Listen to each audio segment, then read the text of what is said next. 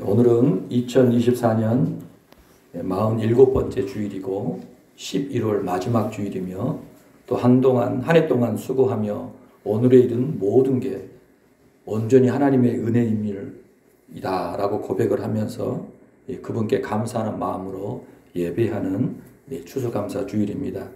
우리에게 수확한 농산물은 없지만 나의 오늘은 모두 하나님의 은혜입니다 라고 하는 그 고백이 가득한 예배이기를 소망합니다. 하나님 은혜에 어떻게 보답할지를 진지하게 묵상하고 또 그렇게 실제로 진행하는 우리의 여생이 되기를 진정으로 소망합니다. 지금 우리는 요한계시록을 함께 묵상하고 있습니다. 예정대로라면 오늘 6장을 설교해야 하는데요. 추수감사와 관련해서 7장이 더 적합할 것 같다라는 판단이 들어서 7장을 먼저 설교하기로 했습니다. 오늘 본문 이 7장은 크게 두 부분으로 나눌 수 있는데요. 1장에서 8장까지, 1절에서 8절까지는 14만 4천에 대해서 기록하고 있고요. 그리고 그 이후 9절부터 17절에서는 셀 수 없는 무리들에 대해서 말씀하고 있습니다. 먼저 짚고 넘어가야 할 부분이 있는데요. 바로 6장의 내용인데 12절부터 보시기 바랍니다. 6장 12절부터 17절 눈으로 따라오시기 바라요.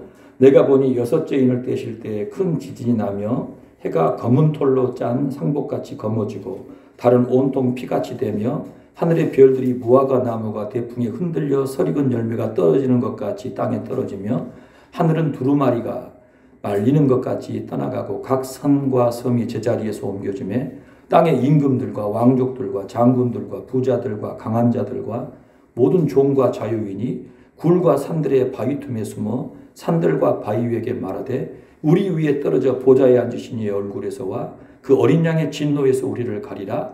그들의 진노의 큰 날이 이르렀으니 누가 능히 서리요 하더라. 6장부터 7인 심판이 시작이 되는데요. 어린 양이 그 인을 떼실 때마다 심판이 펼쳐지는데요.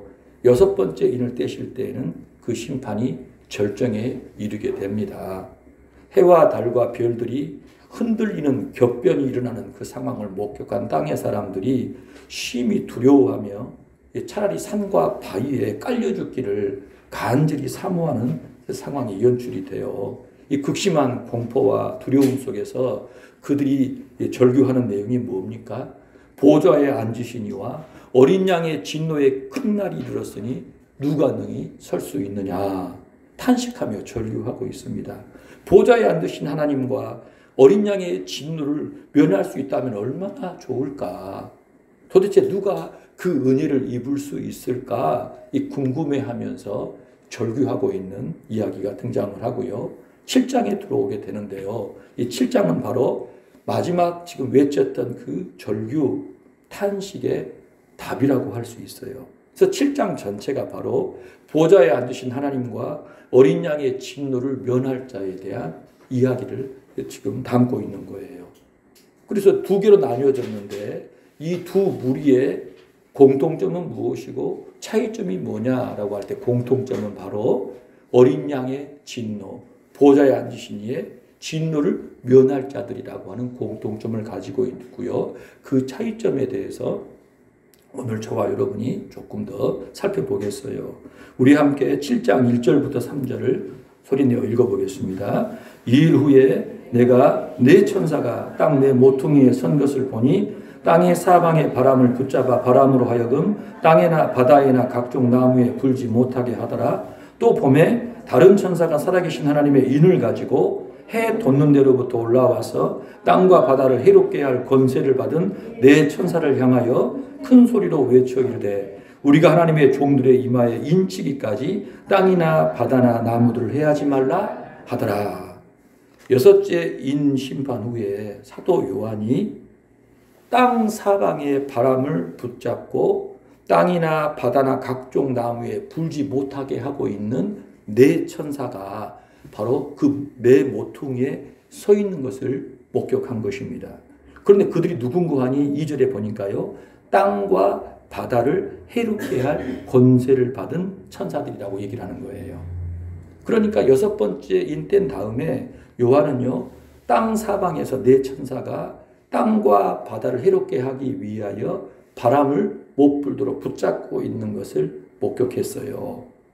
그런데 그 다음 상황이 뭐냐면은 이 네 천사가 본격적으로 활동을 시작하기 전에 또 한 천사가 등장을 하는 거예요.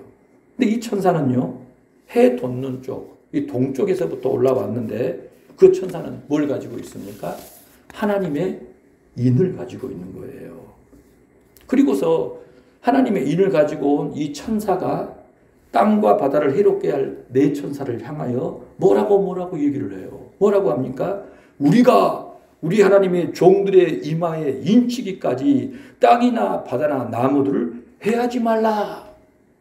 하나님의 뜻을 전달하는 것입니다. 우리가 도장 찍을 때까지 너희들 땅과 바다를 해하지 말라. 나무도 해하지 말고 기다려라고 말씀하고 있는 것입니다. 그러니까 이로 볼 때요, 하나님께서 세상을 심판하사 땅과 바다를 멸하시기 전에 먼저 그분의 이 종들에게 그분의 인을 치는 일을 행하신다라고 하는 사실을 확인할 수가 있어요. 자, 우리 함께 에스겔서 9장으로 가볼까요?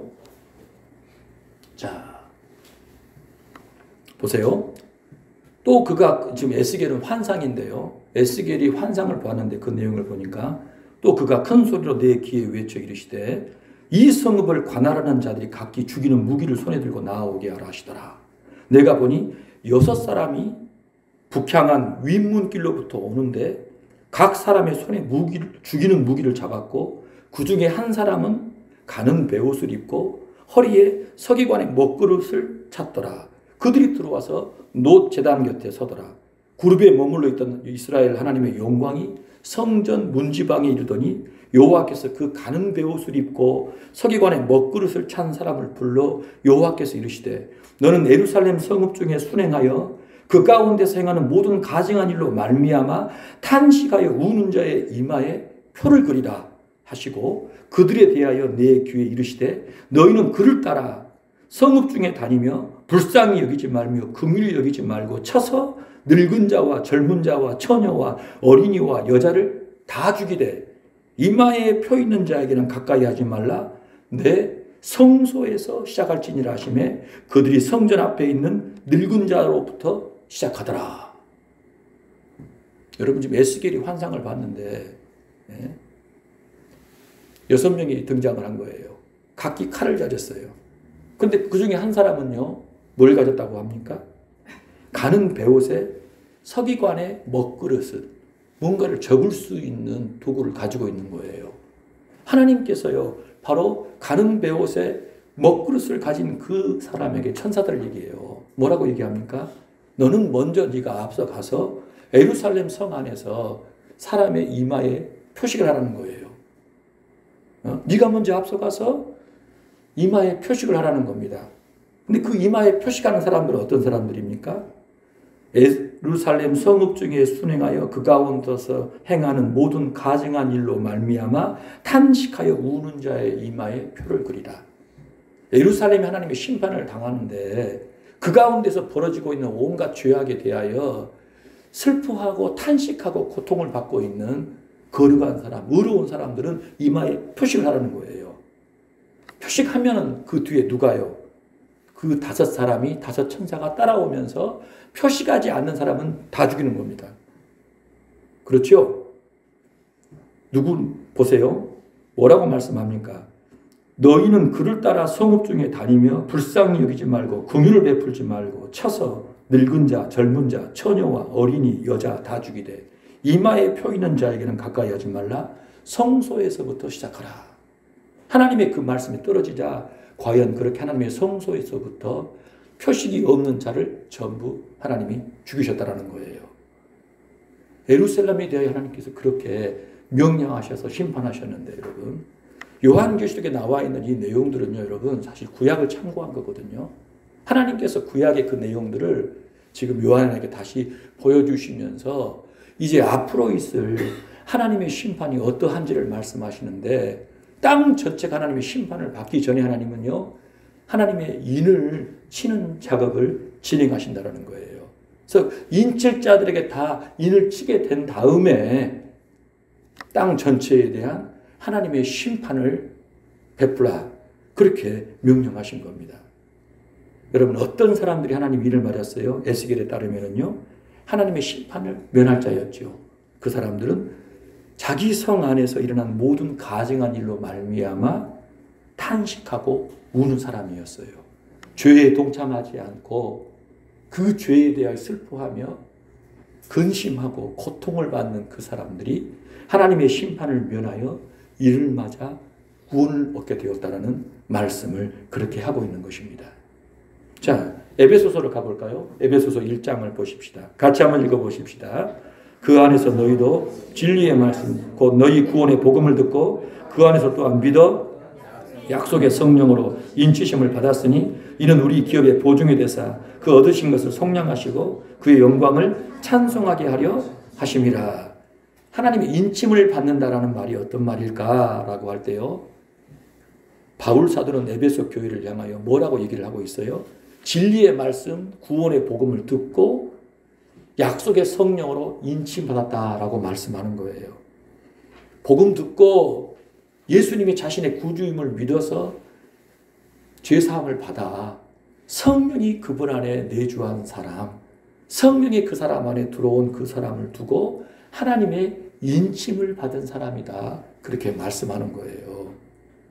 여러분, 기도하는 사람들 조금 신비적인 그런 시장을 갖고 있는 사람을 보면 가끔가다 이상한 사람이 나와요. 인을 맞이한다, 인을 맞이한다 합니다.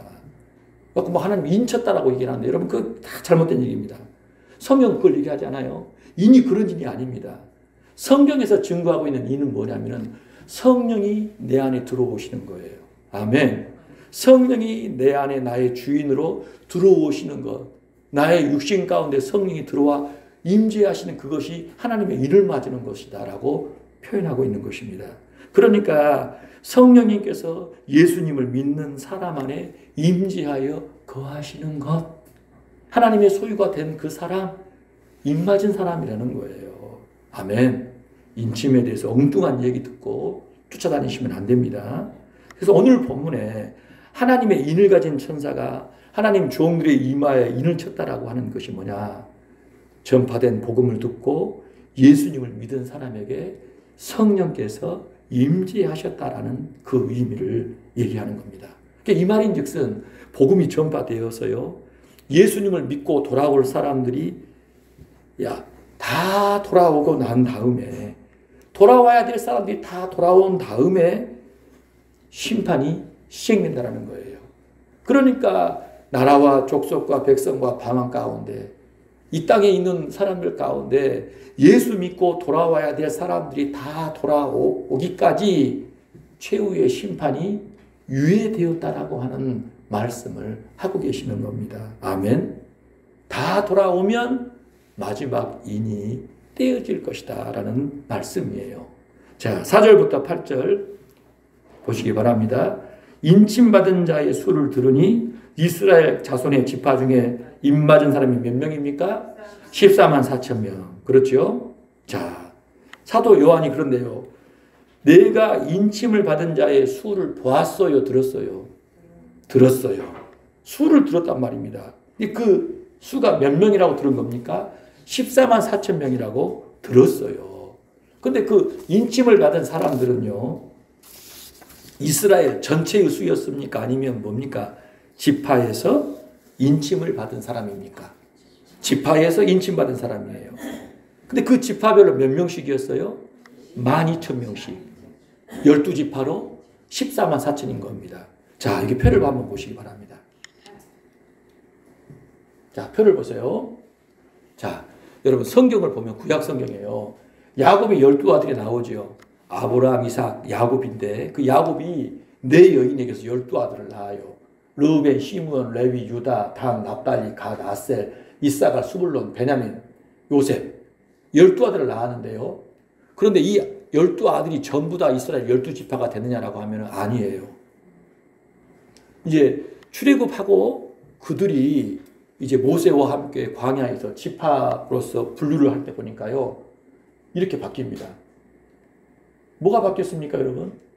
레위가 없어요, 레위가. 그렇죠. 이스라엘 12지파에는 레위가 빠져 있습니다. 그리고요, 요셉 있죠, 요셉. 요셉은요, 없어져 버리고 요셉의 두 아들인 에브라임과 므낫세가 들어가게 되는 거예요. 레위가 빠져 있는 그 자리에 요셉을 나누어서 두 개로 넣어버린 거예요. 그러니까 결국은 몇 개입니까? 12개예요, 12개. 똑같은 12개인데 하나님께서는 이스라엘 12지파를 말씀하실 때 레위를 빼시고 요셉을 두 개로 나누신 겁니다. 그럼 왜 그렇게 하신 거예요? 레위 지파를 빼신 이유는 레위는 땅을 차지하지 않고 이스라엘 12지파 속에 다 흩어버리신 거예요. 12지파 속에 다 들어가가지고 이스라엘 12지파를 하나님 예배하고 말씀 가르치도록 흩어버리신 겁니다. 그렇지요. 그리고 요셉은 말씀에 순종하여 두 몫의 지파를 받은 거예요. 그게 큰 축복이었던 것입니다. 자, 그런데 이스라엘 12지파라고 하면 이렇게 얘기를 해야 맞습니다. 그런데 여러분 시간이 가면서요. 불순종해서 멸망을 당합니다. 그 과정을 자꾸 반복하다 보니까 이민족들이 섞이게 돼요. 그래서 사실상 예수님 당시에는요. 지파라는 것이 무의미해져 버립니다.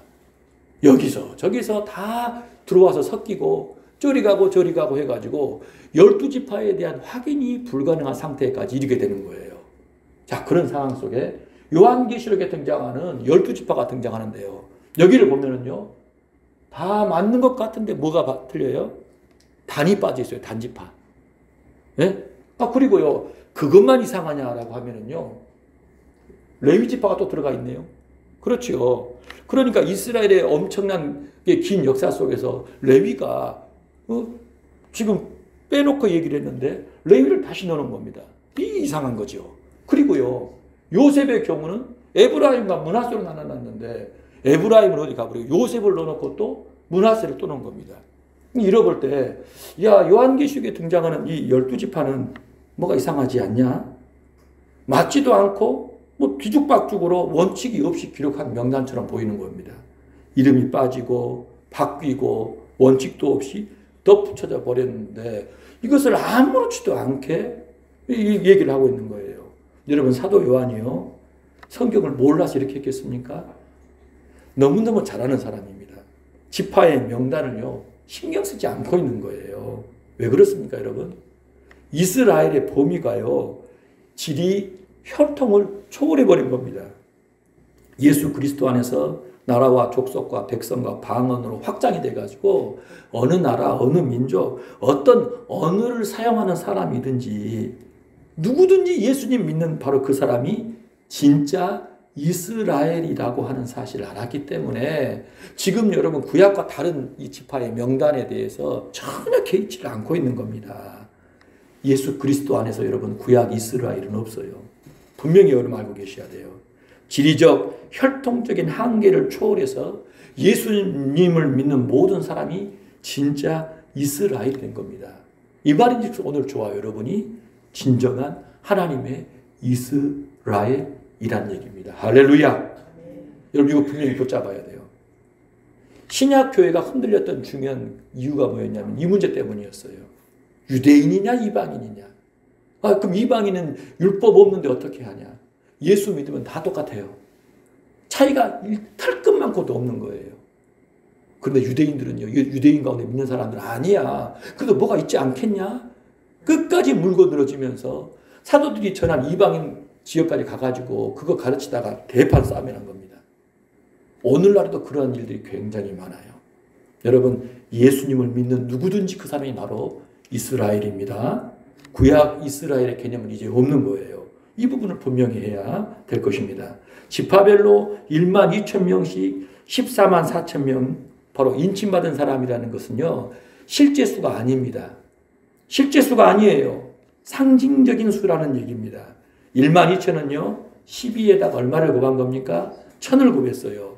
선택받은 백성을 의미하는 숫자가 12예요. 그리고 충만함, 가득함을 표현하는 1000이 들어가서 12,000이 된 겁니다. 그래서 12,000명은 빠짐없이 전부 다 기록했다는 의미가 담겨 있는데 각 지파마다 빠짐없이 다 기록이 돼서 12지파가 다 기록된 겁니다. 그래서요. 어떻게 한 겁니까? 14,000에다가 12를 곱해서 얼마가 된 거예요? 14만 4천이 된 것입니다. 그렇지요? 14만 4천이라는 수가 실제 수가 아니라 어떤 의미라고요? 상징적인 의미. 하나님의 구원받은 백성 전체를 14만 4천으로 표현하는 것이다. 여러분 그렇게 알아야 합니다. 지금도 자기들이 14만 4천이다라고 얘기한 사람들이 있어요. 그건 성경을 모르는 무지의 소치라는 것입니다. 제가 어제 점심 먹고 이 주변을 좀 거니는데요. 좋게 옷을 입은 남학생, 여학생, 청년들 둘이가 지나가는 사람 붙잡고 뭔가 막 말을 걸고 뭘 적고 있는 걸 봤어요. 신천지들입니다. 저한테 지금 편지가 한 7통인가 왔더라고요. 계속 모아두고 있는데 신천지에서 뭐라고 하냐면 자기들이 14만 4천이라고 그래요. 말도 안 되는 얘기입니다. 마지막 때는 적그리스도의 역사가 더 강력해지는데 절대 이 거짓에 속아 넘어가면 안 됩니다. 여러분 그리고 구약에는요. 백성의 수를 셀 때요. 전부를 다 세지 않았습니다. 20세 이상으로 전투에 나갈 수 있는 사람만 수를 셌던 것입니다. 그래서 구약 성경에 등장하는 그 군대 개수, 인구 개수의 숫자는 전부 군사의 수예요. 군대의 수라는 것입니다. 이 말인즉슨요. 하나님의 백성 이퀄 군사라는 것입니다. 전투할 사람들이란 얘기예요. 그래서 14만 4천 명이라는 의미는요. 인침받은 구원받은 사람인가 동시에 영적인 군사의 의미가 반영이 되어 있는 거예요. 14만 4천 명은 이 땅에서 구원받은 사람인과 동시에 전투하는 교회를 의미하고 있는 거예요. 어떤 전투를 얘기할까요? 우리 14장으로 한번 가볼까요? 요한계시록 14장으로 가보시기 바랍니다. 1절부터 5절 같이 한번 읽어봐요. 14장 1절에서 5절입니다. 또 내가 보니 보라 어린 양이 시온산에 섰고 그와 함께 14만 4천이 서 있는데 그들의 이마에는 어린 양의 이름과 그 아버지 이름을 쓴 것이 있더라. 내가 하늘에서 나는 소리를 들으니 많은 물소리와도 같고 큰 우레소리와도 같은데 내가 들은 소리는 검은 것 타는 자들이 그 검은 것을 타는 것 같더라. 그들이 보좌 앞과 네 생물과 장로들 앞에서 새 노래를 부르니 땅에서 속량함을 받은 14만 4천 밖에는 능히 이 노래를 배울 자가 없더라. 이 사람들은 여자와 더불어 더럽히지 아니하고 순결한 자라 어린 양이 어디로 인도하든지 따라가는 자며 사람 가운데서 속량함을 받아 처음 익은 열매로 하나님과 어린 양에게 속한 자들이니 그 입에 거짓말이 없고 흠이 없는 자들이라. 영적인 전쟁이 칼 들고 실제로 싸우는 그 전쟁이 아니라 어떤 겁니까? 죄와의 단절된 이 거룩한 어린 양의 신부로서 자신을 가꾸고 단장하는 싸움을 얘기하는 거예요. 아멘. 바로 그 사람이 구원받은 사람이고 전투하는 교회에 속해 있다는 것입니다. 아멘. 자, 우리 9절부터 한번 읽어봐. 10절까지 읽어봅시다. 2일 후에 내가 보니 각 나라와 족속과 백성과 방언에서 아무도 능히 셀 수 없는 큰 무리가 나와 흰옷을 입고 손에 종려 가지를 들고 보좌 앞과 어린 양 앞에 서서 큰 소리로 외쳐 이르되 구원하심이 보좌에 앉으신 우리 하나님과 어린 양에게 있도다 하니. 지금 사도 요한이 이제 어디로 옮겨졌어요? 시선이 1절에서 8절까지는 땅입니다. 땅. 그렇죠. 땅 사방에 구속받은 그 사람들, 인바될 사람들입니다. 그러니까 땅의 이야기를 하고 있어요. 그러니까 지상교회, 전투하는 교회를 봤다면요. 이제 시선이 어디로 온 겁니까? 하늘로 왔어요. 하늘로. 뭘 본 겁니까? 하늘에서요. 나라와 족속과 백성과 방언에서 아무도 능히 셀 수 없는 어마어마하게 큰 무리가 흰 옷을 입고 종려가지를 들고 보좌 앞과 어린 양 앞에 서서 하나님 찬양하는 내용이 등장하는 겁니다. 이제 하늘로 온 거예요. 하늘로.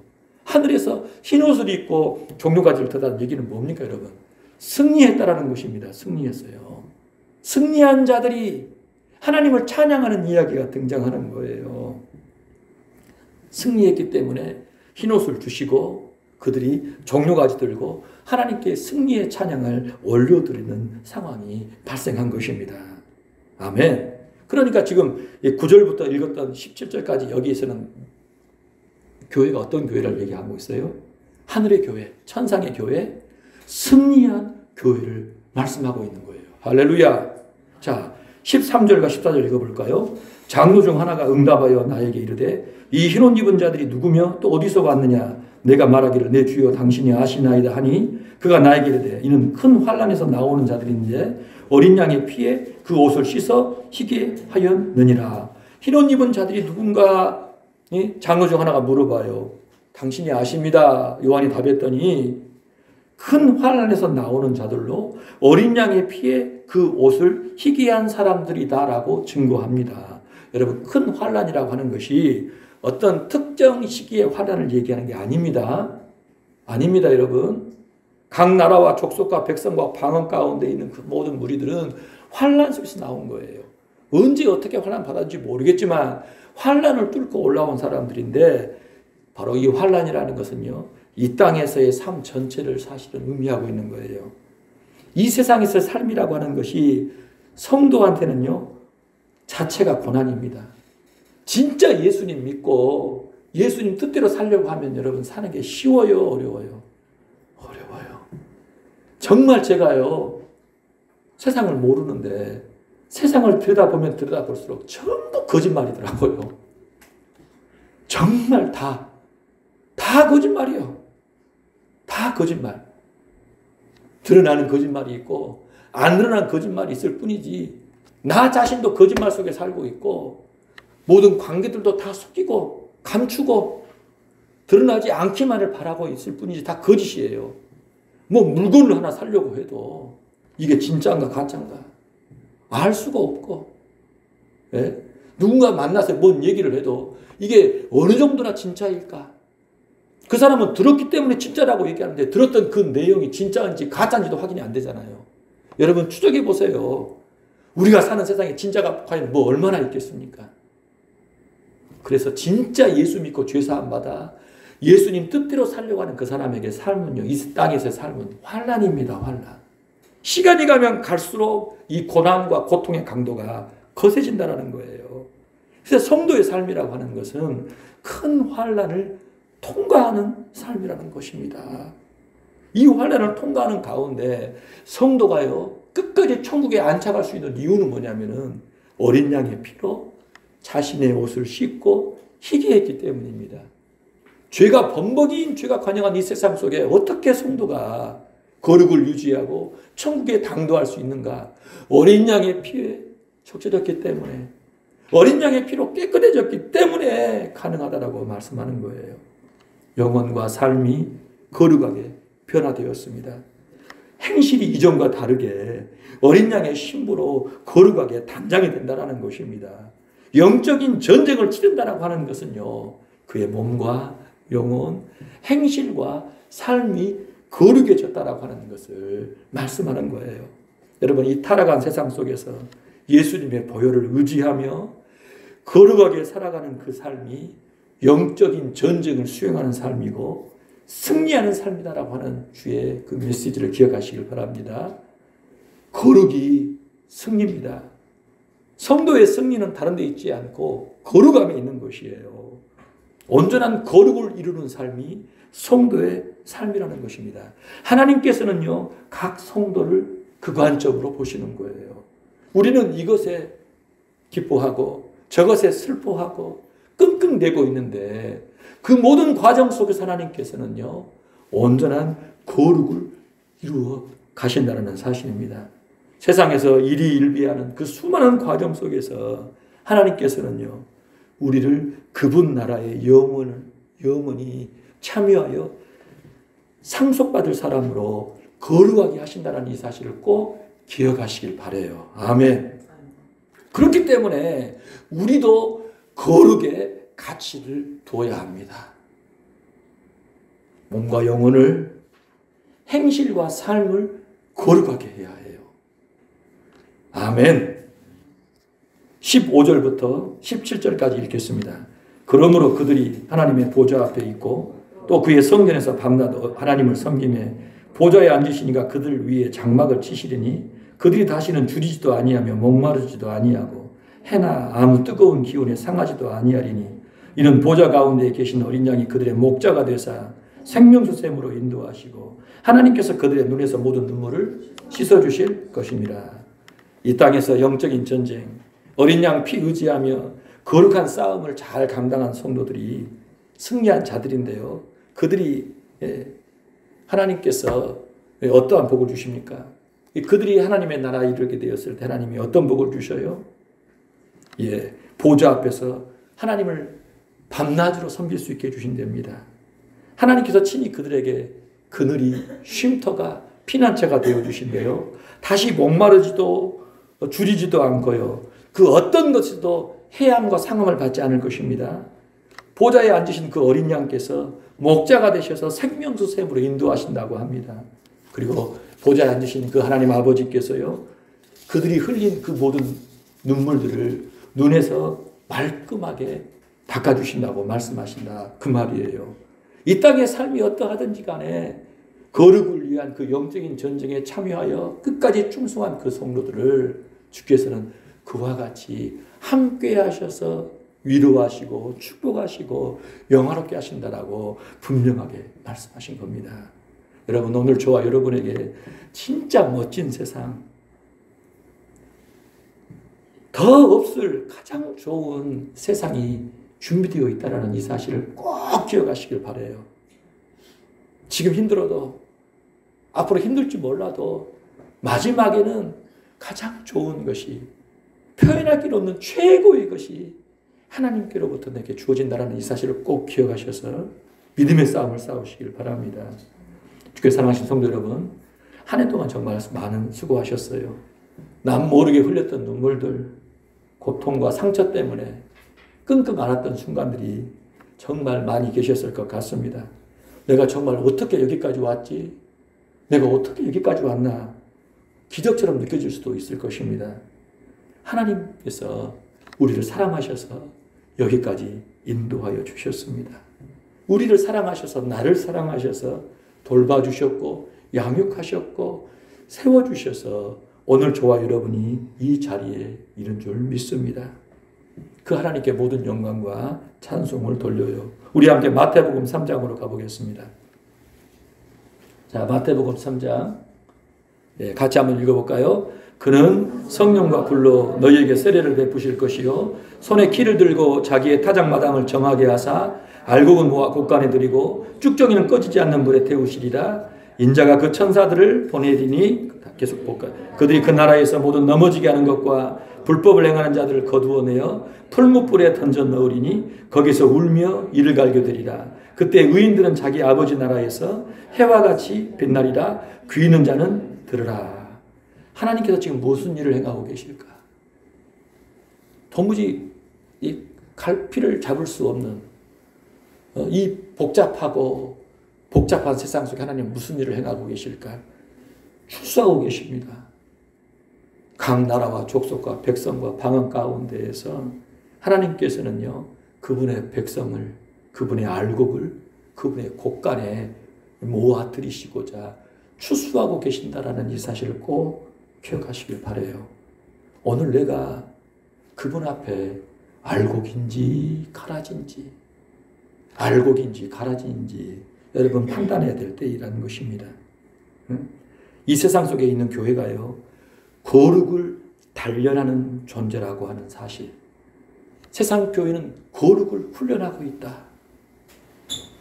영적인 전투 중이라는 이 사실을 기억하셔야 합니다. 하나님 앞에서 우리의 몸과 영혼, 행실과 삶을 거룩하게 하는 삶이 진정으로 천상교회, 승리한 교회에 참여할 수 있는 유일한 길이라는 사실을 기억하셔야 합니다. 이 땅의 삶을 큰 환난을 통과하는 삶으로 정의해야 합니다.